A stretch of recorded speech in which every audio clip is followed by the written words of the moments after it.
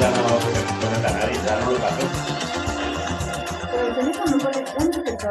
No, en nuestro canal Las tienes que mirar. conversaciones de la diáspora. @Cenizas de Babilonia. Bueno, estamos en Conversaciones de una Diáspora. Hoy contamos con Leandro Peña, desde California, Estados Unidos.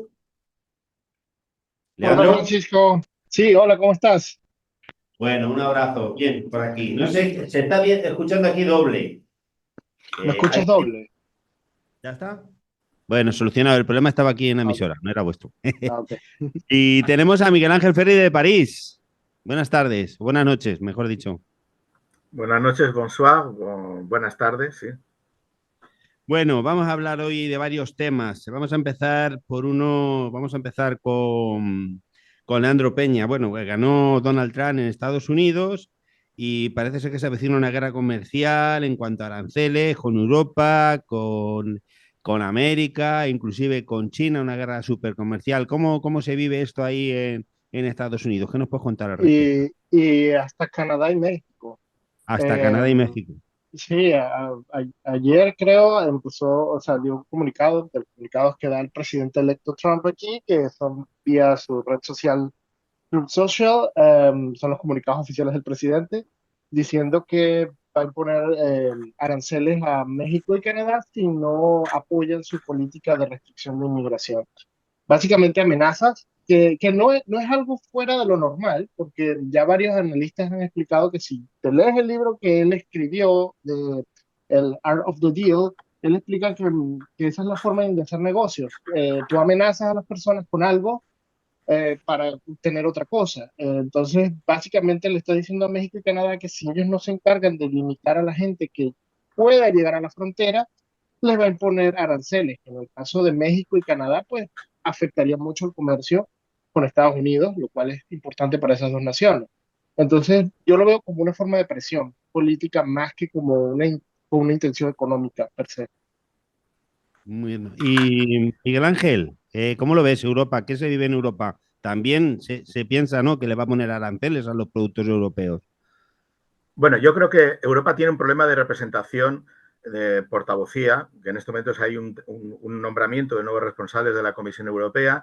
Está la von der Leyen y la primera ministra, la vicepresidenta de la Comisión Europea, que es la española Teresa Rivera, que por fin, a pesar de los ataques del Partido Popular y de la extrema derecha intentando desprestigiar por otros temas, o sea, para tocar un poco directamente a Pedro Sánchez, pues no han conseguido que no fuera nombrada. O sea, tiene un problema ahora mismo de recomposición y luego, por supuesto, una pluralidad de opiniones muy diferentes, ¿no? Al margen de que hay países como Inglaterra o la United Kingdom, que no está en el entorno ya de la Unión Europea, que sería otra voz diferente, pero digamos que todavía no hay una posición unitaria, ¿no? Porque habrá que primero estudiar cuáles son las subidas de aranceles, si son una media del 10% con carácter genérico, si se aplica el gravamen más alto de los anunciados, es decir, un 25%, y hay que recordar que las amenazas que ha hecho Trump tienen dos motivos. Ha dicho que si no dejan de enviar inmigrantes ilegales y fentanilo a través de las fronteras de Canadá y México, esos dos países sufrirán los más altos aranceles. Hay que recordar que esos países tienen firmado un tratado de libre comercio, el TLC, de hace 30 años, más de 30 años, que han tenido además acuerdos comerciales más recientes, que tienen una serie de obligaciones y que esto contrapone y contradice todo lo firmado. Es decir, yo creo que él es un fantasma, o sea, Trump es realmente un fantoche, es como el Milei, que realmente no se puede tomar en serio más que por lo trágico, que va a poner el país en una situación muy grave de descrédito. Creo que igual que Israel ha llegado a tener la máxima potencia militar y el mayor descrédito y el mayor aislamiento internacional, estuve leyendo el New York Times en español para poder preparar un poco el programa y hay cosas muy interesantes y entre otras esta es una de las afirmaciones. Creo que Estados Unidos está, según los rusos, esperando, por eso lo de la guerra comercial lo ven y las amenazas militares de una manera un poco extraña, están esperando que el país entre en un conflicto interno. De hecho, las películas de guerra civil y otras a los rusos les sirven para tener el ánimo, ¿no? La esperanza de que no haga falta una confrontación con Estados Unidos, sino que la propia dinámica del propio presidente Trump acelere la descomposición, como fue de la Unión Soviética, hacen un símil con la descomposición actual de Estados Unidos. Supongo que el compañero tendrá más opinión porque lo está viviendo. Eso te iba a decir, Leandro. Sí, No sé, lo que nos está dejando aquí Miguel Ángel es como si estuviéramos viendo la película de esta guerra civil, ¿no? Que salió hace poco, ¿no? En la cual un presidente sí. prácticamente se ve acosado y destruido por otras segregaciones dentro del propio Estados Unidos. ¿Esto Bueno, de ficción o qué se vive? bueno, la verdad es que un poco la polarización que se ha vivido en Estados Unidos es bastante preocupante. Yo mismo la he vivido. eh, hay una división cierta entre lo que sería el progresismo democrático o demócrata en Estados Unidos y los conservadores republicanos, que se está tornando bastante confrontacional. En un sentido, a mí, las noticias de white supremacists en Ohio con banderas nazis, la gente insultando a los inmigrantes, de verdad se está creando un clima bastante tenso y el hecho de que no se pueda ya discutir de política en la mayoría de los ámbitos que anteriormente eran normales de debate, el descrédito, que se utilice los ataques personales, algo que viene desde la retórica del presidente. El presidente electo Trump está estableciendo eso como normalidad en la política. El ataque a una representante transgénero en el Congreso, en donde se le está prohibiendo usar el baño solamente porque la facción conservadora no reconoce su identidad de género. Todo ese tipo de cosas están convirtiéndose en aceleradores del conflicto. Que lleguemos a un problema de guerra civil, pues no sabría decirte si eso va a pasar, pero de verdad hay una degradación del discurso político que está promoviendo esta confrontación que me preocupa bastante. Por suerte yo vivo en California, el estado más progresista de Estados Unidos, donde hay más protecciones y donde el gobierno tiene más protecciones eh, para ese tipo de cosas, pero la verdad es que tengo muchos familiares y amigos que viven en otros estados que están siendo ya víctimas de ataques en ese sentido. No directamente Sí. físicos, pero ya sienten la amenaza. Y yo creo que esa es la idea. La idea es que las minorías sientan la amenaza para que se mantengan calladas. Creo que más que la acción de deportar personas es que tengas miedo de que te deporten. Claro. Y te voy a, por seguir contigo, ahora después vamos con Miguel Ángel, por la cercanía. La respuesta que está llevando en este caso México a esta política agresiva comercial, porque entonces López Obrador, cuando sucedió lo que sucedió en su momento con Donald Trump, bueno, llevó unas conversaciones, llegó a un acuerdo. ¿Qué punto de vista o a qué apunta, ¿no? ¿Qué se vive como la respuesta mexicana hacia este proteccionismo norteamericano de la política de Donald Trump? ¿Qué capta? Bueno, como Miguel expresó, esto todavía es algo que está en la retórica. Todavía no hay políticas concretas, no sabemos qué se va a establecer. Como te digo, yo pienso que Trump muchas cosas que hace las dice para ver si infunde miedo. Me gustó la respuesta de la presidenta, la respuesta original, porque ella dijo, si ustedes imponen tarifas, si ustedes imponen aranceles, nosotros también imponemos aranceles. Es tratar de seguir el juego, pero al mismo tiempo no dejarse intimidar. No Ujú. sentarse y decir, bueno, lo que tú digas, lo que tú hagas, nosotros vamos a colaborar, sino tratar de decir, si tú me vas a amenazar, yo te voy a responder una respuesta diplomática clásica de si tú me impones una sanción o me impones un arancel, yo también lo hago y así funciona la diplomacia. Porque yo creo que México está a la espera de ver si realmente esto va a suceder. Obviamente, en muchos sentidos, el gobierno mexicano va a tener que colaborar con el gobierno de Estados Unidos en materia de inmigración porque la relación es muy profunda y no hay manera en que México pueda parársele enfrente a las decisiones legítimas del gobierno de Estados Unidos, pero siempre veo de manera positiva que la presidenta de México no esté, o como dicen aquí, eh, estoy tratando de traducir porque es capture the bluff, no esté jugando el juego o esté Mm, tomando la amenaza de Trump como algo sí. serio. Como propio. Sí, sí. Solo quería recordar un dato, y es que el 16% de las exportaciones de Estados Unidos van a México. Y si hay subida de aranceles, lo mismo le va a pasar y le ha dicho que le harán lo mismo exactamente. Y el 30%, casi un tercio, de las relaciones de intercambio comercial de bienes y servicios de importación y exportación los tiene Estados Unidos, la tercera parte entre México, Canadá y China. Es decir, la tercera parte. Sí, realmente si cumpliera las barbaridades que ha anunciado, sería una hecatombe para sectores como la automoción y muchos sectores industriales que necesitan los acuerdos de libre comercio y de un precio barato que actualmente tienen. Por lo tanto, es otra barbaridad más. Me preocupa más la del tipo humanitario, sinceramente, que las económicas, aunque las económicas acaban siendo un problema de violencia. Sí. Otra cosa, Miguel, que me acabo de recordar es que desde el primer gobierno de Trump y a través del gobierno de Biden se ha venido implementando una política de nearshoring para tratar de combatir a China, y México era clave en esto. Estados Unidos estaba tratando de traer las fábricas de China a países cercanos a la región para tratar de tener más control sobre el comercio internacional. Con estos aranceles se afectaría esta estrategia que viene directamente de Estados Unidos, la estrategia de nearshoring. Entonces estarían dándose un tiro en el pie, básicamente, con esta estrategia. Sí, de hecho, en los últimos años, Estados Unidos ha pasado de un 8% de esta exportación a un 16% a México. Es decir, está teniendo mucha más exportación, mucha más implantación de empresas para huir precisamente de la dependencia de las cadenas de producción que se interrumpieron con la pandemia y que demostró que un país tan avanzado podía depender de la tecnología de otro país como China, y por lo tanto es lo que dices, un tiro al pie directamente. Es que no hay nada más que comentar. A ver, otro tema importante. Parece que hay un acuerdo de paz en Oriente Medio entre Hezbollah, Hamas y el Estado sionista de Israel. Miguel Ángel.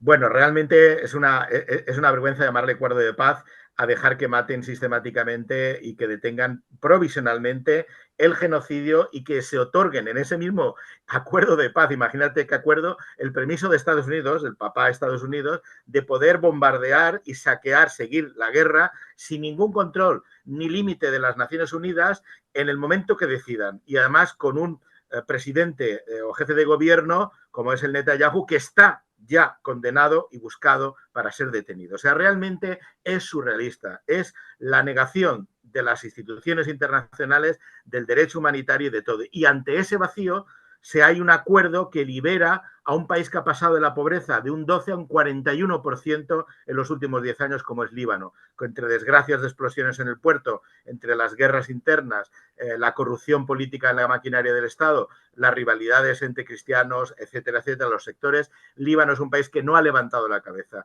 Y ahora Israel se le ocurre ponerlo para que los demás países del entorno aprendan, y el siguiente, con lo de las barbas de tu vecino, ponlas a remojar cuando veas pelar, y Irán está viendo ya que el siguiente en la lista son ellos, que realmente es el objetivo de Israel y de Estados Unidos, no lo olvidemos. Por lo tanto, ese acuerdo va a durar en esa zona a cambio de centrar los esfuerzos en seguir eliminando como la solución final de los judíos, que siguen con el cine produciendo películas. Yo este año he visto ya 4 o 5, están aumentando el número de películas producidas para que nos sigan dando lástima y para que nos hagan olvidar cómo ellos están haciendo lo mismo con los pueblos a los que someten. Y ahora le toca a Irán. Vamos a ver cuál es el límite de Irán, porque Irán tiene apoyos de Rusia y de otros países.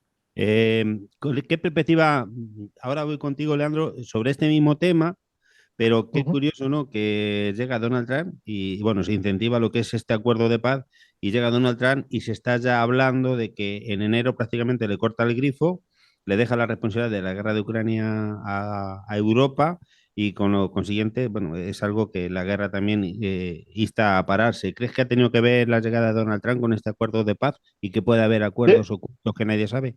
Leandro. Definitivamente, en ambos casos, en la guerra en el Medio Oriente y en la guerra en Ucrania, me parece que la política exterior del presidente Biden está enfocada en tratar de lograr lo que se pueda antes de que llegue el presidente Trump, porque sabe que el presidente Trump va a cambiar la política. Igualmente podemos ver lo que pasó con los misiles de alto rango que Estados Unidos aprobó a Ucrania para el uso del gobierno de Ucrania. Están tratando de darle a Ucrania la mayor cantidad de herramientas porque saben que Donald Trump las va a cortar. Entonces, el gobierno de Estados Unidos, el gobierno actual, el gobierno del presidente Biden está tratando de solucionar en sus términos lo que pueda antes de entregar. Y creo que esta solución o este llamado a paz, que es llamado a paz condicional, básicamente Israel va a estar en paz hasta que ellos consideren que no y luego tienen permiso de atacar. Eso es lo que dice el acuerdo, es un acuerdo de paz hasta que yo Mm, quiera, básicamente. sí. Eh, yo creo que es una solución Estados Unidos está tratando de cerrar este caso para que Donald Trump no lo tome, para que Donald Trump no sea el que lo solucione. No porque él se va a llevar los méritos, sino porque no, tal vez no les convenga de la manera en que lo van a solucionar. Ujú. Las relaciones que tiene actualmente Estados Unidos con Canadá, ¿qué relaciones tiene, Leandro? Actualmente las relaciones son positivas, no hay mucha, hay una buena balanza comercial en términos de Canadá y Estados Unidos, más sin embargo no sé cómo van a estar después de la llegada de Trump, porque a pesar de que durante el gobierno de Trump fueron más o menos cordiales, no hubo, esta amenaza de aranceles podría causar bastante incómodo en el gobierno canadiense. Ujú. Miguel Ángel, el triunfo de la ultraderecha en Rumanía, cuando las barbas de tu vecino vean mojar, por las tuyas a remojar, algo dice, ¿no? ¿Podemos tener otra nueva acometida ultraderechista en Europa con este nuevo Bueno, triunfo de la ultraderecha en realmente, Rumanía? a ver, Rumanía, como otros países, ha tenido una educación autoritaria. Recordemos que el régimen de Ceausescu era realmente un régimen autocrático, además de una pareja, como una monarquía estalinista, y por lo tanto es como en Rusia, la tradición que se ha cultivado antes era de dependencia de los zares o de la potencia hegemónica que dominaba todo el terreno, y luego han heredado la cultura estalinista. Por lo tanto, es un país que tiene esas tradiciones, como muchos países del este que hoy en día están votando a la derecha, que tienen un conservadurismo arraigado, que tienen un bajo nivel de práctica democrática, no tienen tradiciones democráticas y las instituciones están llenas de corrupción.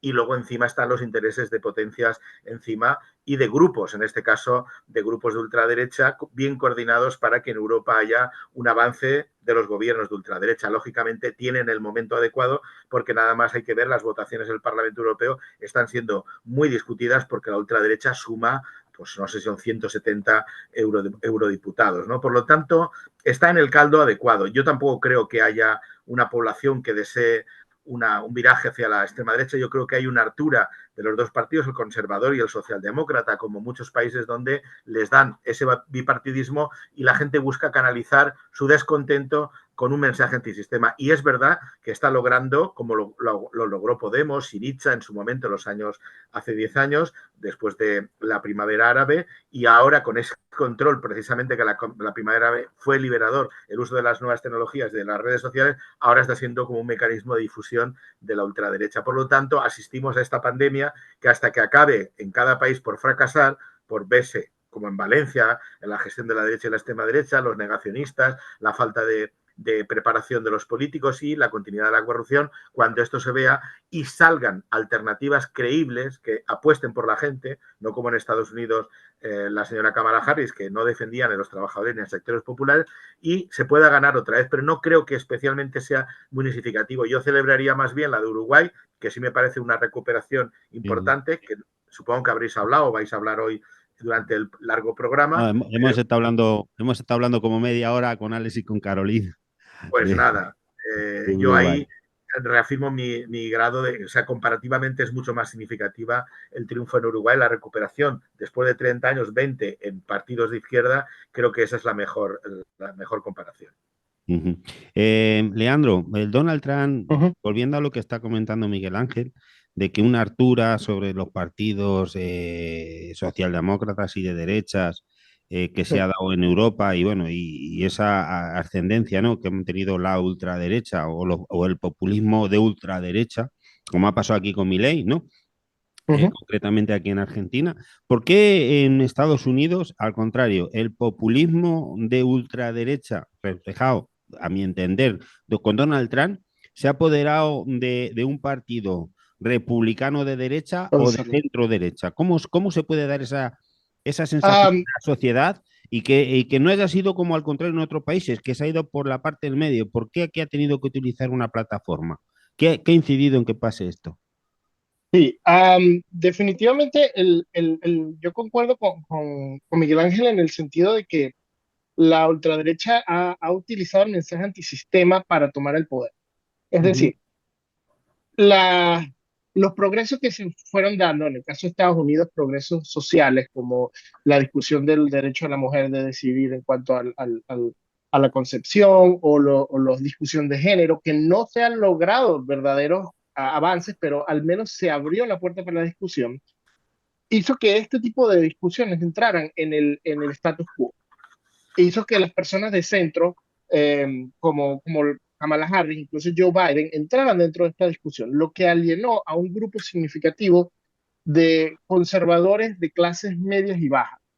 Eh, Esos grupos encontraron en Donald Trump un discurso antisistema y un discurso populista que los integró nuevamente en el debate político, trayendo ideas que estaban descartadas. Ya a principios del siglo XXI ya nosotros no estábamos hablando de, de, de, de ideas nazis y de supremacismo blanco. Esas ideas estaban generalmente descartadas.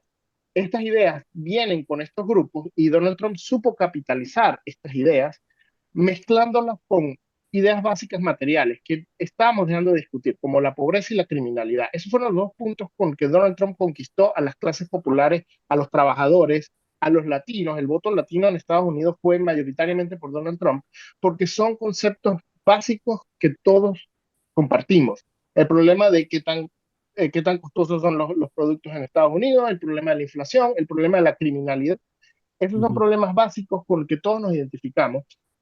Y eso los hizo atraer, mientras que en el otro partido estaban abriéndose la puerta a discusiones mucho más complejas, mucho más pertinentes, pero más complejas, como son la discusión sobre el derecho de las personas transgénero, como el derecho al aborto. Todas esas discusiones no colaron con grupos minoritarios y con grupos y con las clases bajas que en realidad no están alineadas con eso. Hay una alienación de ese discurso en esas clases. Y esa es la razón por la que Donald Trump llega al poder, porque él logró simplificar el discurso y atraer a la gente hacia una ideología mucho más de derecha, mucho más radical. Lo hizo primero en su propio partido, en el Partido Republicano, Claro. y ahora lo está haciendo en el país en general. Claro, es decir, o sea, no se fue por la parte del medio, sino que prácticamente utilizó ya un partido implantado para imponer su pensamiento de hartazgo sobre la clase política, utilizando a un partido político como es el Partido Republicano, ¿no? Y Un hay que partido que recordar, está... No, sorry, lo siento, disculpa. no, no, No, al un partido contrario, que estaba acabado, un partido que, porque el último candidato, recuerde que Obama fue un suceso en este país. Obama logró capturar el voto de las minorías, de los grupos, de incluso el voto blanco, trabajador, lo logró capturar y sí, lo sí. trajo al Partido Demócrata, lo volvió mainstream. Entonces, el Partido Republicano quedó vacío. El último candidato, Mitt Romney, estaba desconectado de la sociedad. Era una persona que no tenía ningún tipo de conexión con la gente. Donald Trump llega al Partido Republicano, que era una cáscara de lo que una vez fue, y le dijo, yo te puedo traer a la gente aquí y venderte tu producto, que es horrible, yo te lo vendo con mi discurso simplificado. Y Sí, los sí. republicanos lo compraron porque no tenía Claro. opción. Bueno, nos hemos quedado sin tiempo. Escucha, Leandro, Dice, mira, está supliendo a Antón, pero está supliéndolo muy bien. gracias, gracias, muchas gracias. Y nada, te tenemos que hacer una entrevista porque es tan peculiar todo lo que estás hablando y yo creo que nos llevaría un montón de tiempo para Sí. entender, para que la gente entienda todo lo que está pasando en Estados Unidos. Y bueno, la semana que viene Habría que, te tenemos habría que con hacer todo. un pequeño programita de noticias del imperio. Cada semana Ah, tendríamos que tener. Y Sí, ahí sí. creo que Leandro y Antón y Hugo Sí, también. sí, sí, no, no, por eso te he dicho, es que nos encanta porque yo creo que nos ponéis, yo creo que Estados Unidos, a pesar de que es el país más grande o uno de los más grandes, ¿no? Del mundo, yo creo que es el gran desconocido para el exterior. Bueno, buenas noches, Miguel Ángel. muchas La gracias, semana que Francisco. viene, China. Nos toca China la China. semana que Yo viene. estaba Leandro, preparado para ponte las hablar de pilas, China. China la semana que viene. Un abrazo grande, hasta luego, compás. Hasta luego. Chao, Chao, saludos. chao.